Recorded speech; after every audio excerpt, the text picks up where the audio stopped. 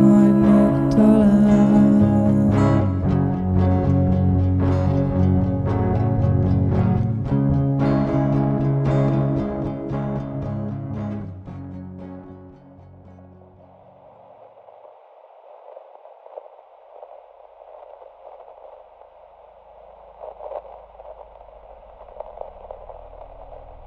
Ma 5 óra körül hajnalban holtan találták a Zoe néven ismert énekesnőt. A rendőrség szerint előre eltervezett gyilkosság volt. Az elkövető még nem ismert. A halált vérveszteség okozta. A testen szúrásnyomokat találtak, konyhakésre vagy hasonló eszközre utalnak.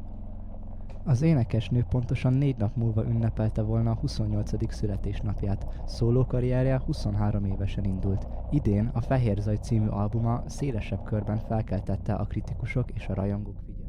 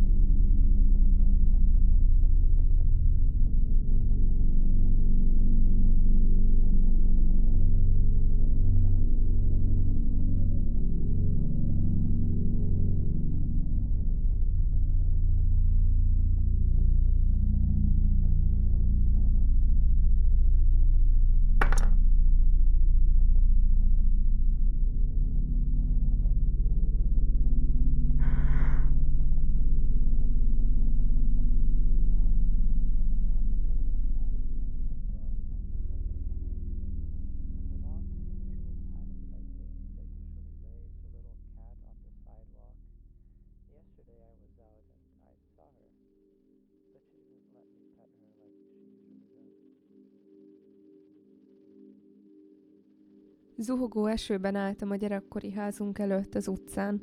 A korhadt roskadozó kerítés visszataszító és félelmetes volt, nem mertem átmászni rajta, pedig valami azt sugallta, hogy muszáj, mielőtt túl késő. Valaki megfogta a vállam, hátrafordultam, és magamat láttam gyerekként. Menj csak be, szólított meg, de mintha Zoe hangján szólt volna, nem is az enyémen. Hideg borzongás futott végig a testemen, rettegtem ettől a lánytól, és ott akartam hagyni, de tudtam, ha elrohannék, talán soha többé nem látnám őt. A levegő remegni kezdett, komolygó füst ölelt körbe bennünket. Visszafordultam a házhoz, ami már lángokban állt. Átmásztam a kerítésen, és betörtem a bejárati ajtót. A tűz mindent porig égetett, egyedül egy régi kerámia mókust tudtam előkotorni a hamu alól.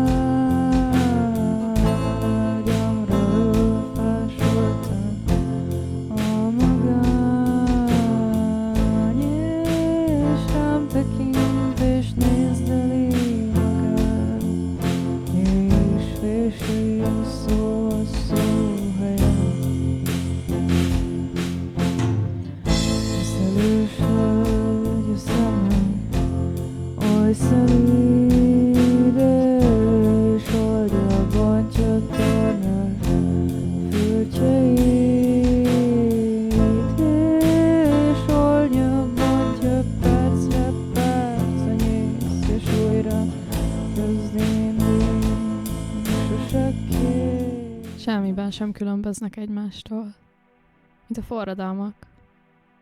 Minden forradalom már azt hiszi, hogy na majd én. És én ezt nem tudom elviselni már. Hogy ennyire képmutatóak. Azt hiszik, hogy ez az élet. Ezt kell élvezni. Csak megélik valahogy a dolgokat, de nem élik át őket. Én ezt próbálom, de annyira lehetetlen tisztán látni, hogy néha azt hiszem, nem is lát. A valóság ködösebb tud lenni a kelleténél, az álmoknál is néha. Gyerekkoromban volt egy álmom. Azt álmodtam, hogy egy sötét űrben vagyok. Igazából semmilyen jellege vagy színe nem volt, csak egy erős, statikus, agresszív zaj. És az érzés, hogy zuhanok. Valószínűleg lefelé. Csak zuhanok, és zuhanok. Most visszatekintve néha tényleg olyan, mintha végig álmodtam volna. És amikor ilyen álmaim vannak, igazából akkor lennék ébren. Mintha az egész életet másodkézből kapná a szervezet. Mindig vártam, hogy majd jobbra fordul.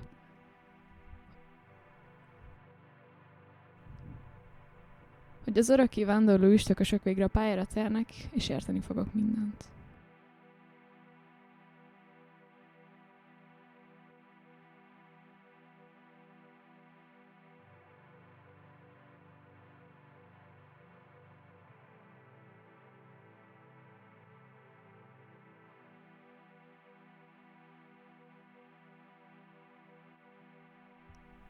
Egyszer álmodtam egy pöttyös bögréről. Egyedül voltam a szobámban, de nem az én szobám volt. A plafonról egy szélnál lógott egy kis piros pöttyös bögre. Úgy tűnt, szinte lebeg, olyan vékony volt a cérna. És tudtam, hogy nagyon vigyáznom kell, hogy ne szakadjon el, mert akkor már nem tudnám megmenteni. Arra az esetre, ha túléltem volna a felnőttkor gyötrömes éveit, konkrét tervem volt, hogyan fogok élni. De változnak a dolgok, mint az időjárás Izlandon, és a madarak is másfelé repülnek időről időre. Én meg kurvára mindennek bedöltem. És elkezdtem próbálgatni a szárnyaimat, kifesteni a körmeimet feketére, és beleszerettem néhány barátomba párszor. Persze csak évekkel később kellett megtudnom, hogy rohadtul át lettem verve. És hogy a lázadó viselkedésemből is valaki profitált. Meg abból is, hogy összetörték a szárnyaimat. Akkor is csak addig voltam érdekes, amíg profitálni tudtak belőlem. És így úsztak előttem a céljaim, mint ahogy a hervadó virág szirmai hullanak le egymás után. De nem ismertem fel őket, vagy csak túl későn. És mint a szemetet, úgy dobtam el magamtól minden lehetőséget, mert nem akarták, hogy felismerjem. El kellett volna húznom a függönyeket, de azt sem tudtam, hogy vannak. És nem láttam volna más, csak a ködöt. És a helyzetek, amik öngyilkosságra késztettek volna, annyira nevetségesnek tűnnek most már.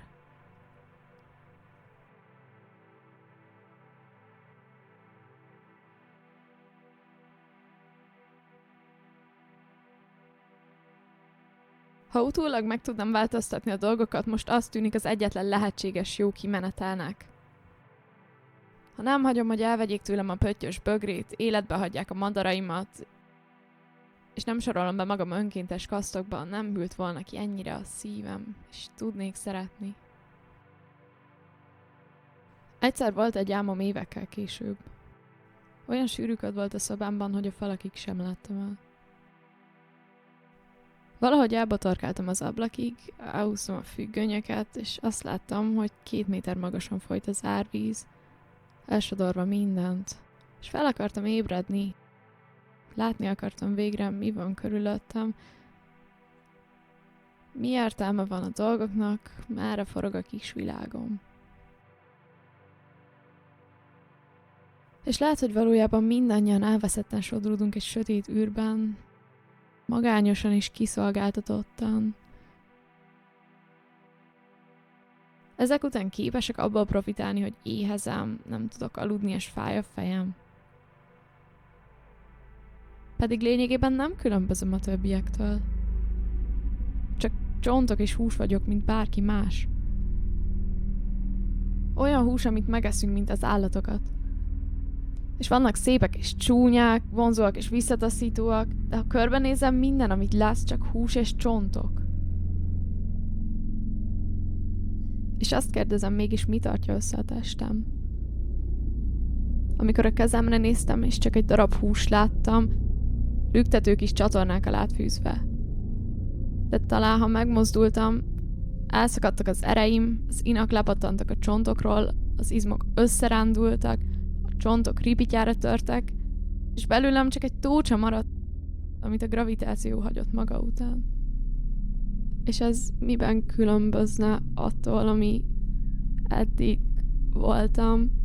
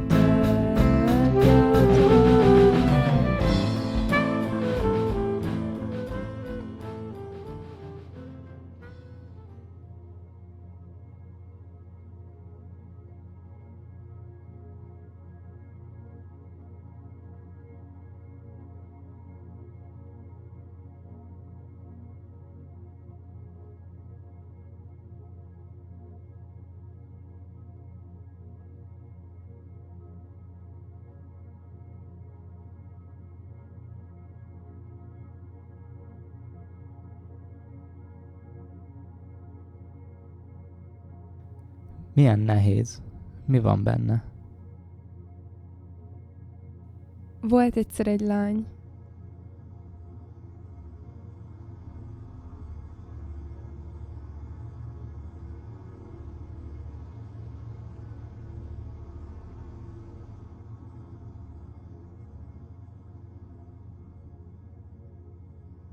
Ne hagyj egyedül. De nem is vagy egyedül. Ki ez a nyaklánc?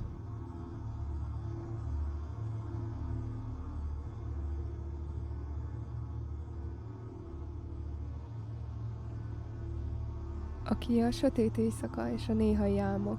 Meghalt? Meghalt? Nem szoktak meghalni. Nem, persze.